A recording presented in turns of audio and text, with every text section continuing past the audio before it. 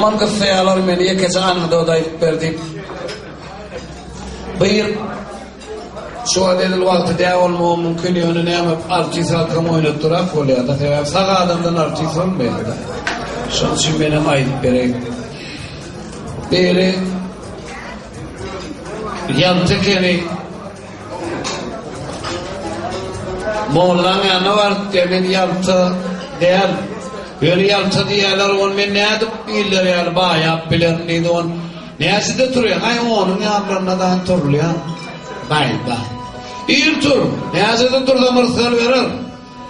Altıda tursan bayağı gidersin. İyi turun işinden neyler diye manda içecek oluyor da. Oğlum he altıda diyeyim şunu bellak kayıttı. Ayağına itti de yertir altıda tutur. Men bayağı gelecek. Neyse ay işim olmaz değildir. Ay olsaydı beşte tutursan ay beyletilen mırsalını alıp kaydayım ben. Beşte turdu. Henüz giymedik kastuncalı varınım giydi. Henüz giymedik Leynon köylüğünüm giydi. Çıktı onun transformatörüm şanlı kitanda karşı otuyor gelmiyor. Bolluğumu da bolluğu bir rozu pırdılar onu. Gümüştamışlıktan hemen olandan bilmedi. Maykan üstünden kastuğuna böyle belli diye.